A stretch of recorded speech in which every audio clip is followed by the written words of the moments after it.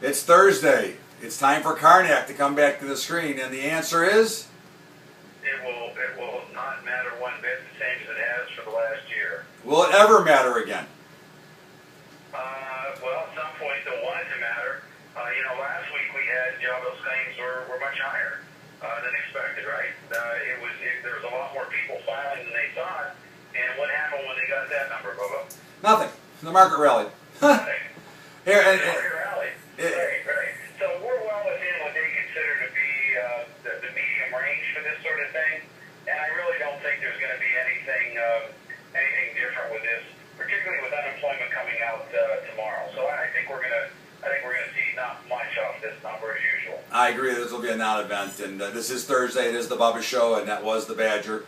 And now we do have the, as they say, the granddaddy of malt coming out tomorrow, and that is, which used to be an unbelievable number for trading, and it's turned out to be another, whisper. It has. I have not seen. I can't remember the last time we've had big action off this number, but we will always be dressed for the party no matter what, and that is the big unemployment number. And what's your take? Well, you know what, Bobby, you're right. For many, many, many years, this was, as far as a trader goes, as you well know, you could make or break your whole month in the 2 hours after the unemployment number. Right now, it just doesn't seem to matter. The Fed has assured us, and Ben has assured us the unemployment rate is going to go lower. The only wild card in there could be non-farm payrolls.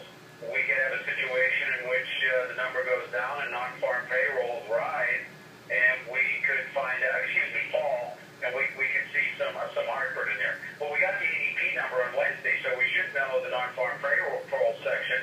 I don't think it's going to do anything. The only possible joker in the pile is the non-farm payroll. So what is it? What is the non-farm payroll? What are the farm payroll? What does all this stuff mean?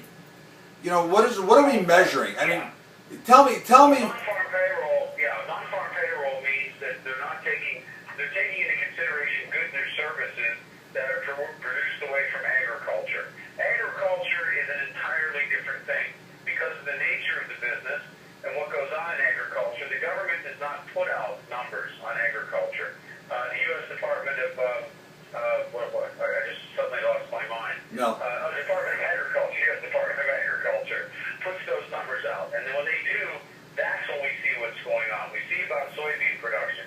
Farmers are basically independent businessmen. They don't fall into, the government still has trouble controlling the farmers. They have since 1785, and they continue to have trouble. So the farmers are a completely different business, although they're a huge business.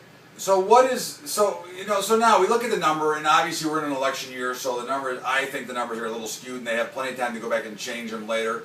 But so the headline number comes out, maybe it's 82, 83, 81. I don't know. I don't really care. I mean, I think it's a ridiculous number anyways, okay? So, but we look at this number, but what is real unemployment? I mean, listen, you live in one of the biggest spots of unemployment in the country. So what is the real number of unemployment? I mean, I know a lot of people that aren't working.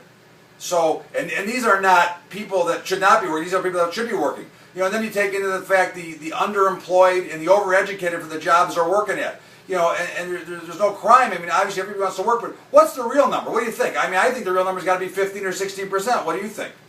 Well, I think the real number's higher. Okay. I think that what you're getting is a lot of people that just simply have moved out of the employment area, and so they're no longer counted. They're no longer searching for jobs. Another thing too, since we've had the Great Recession, a lot of people, Bubba, simply retired. They're living on less benefits than they thought they would live on. They downgraded the style of their life, and they said, you know what, this is what we got now, and this is what we have to do.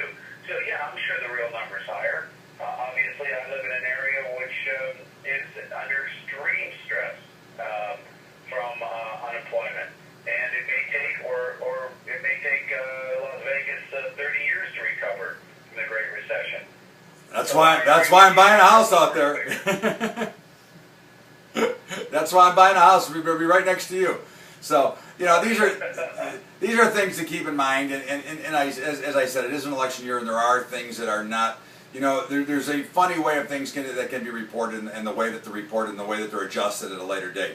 But just keep that in mind. But the bottom line is, keep a look at the charts. Make sure you trade correctly. Make sure you use stops. And then all this stuff that we're talking about is outside the box, and we're not going to worry about it.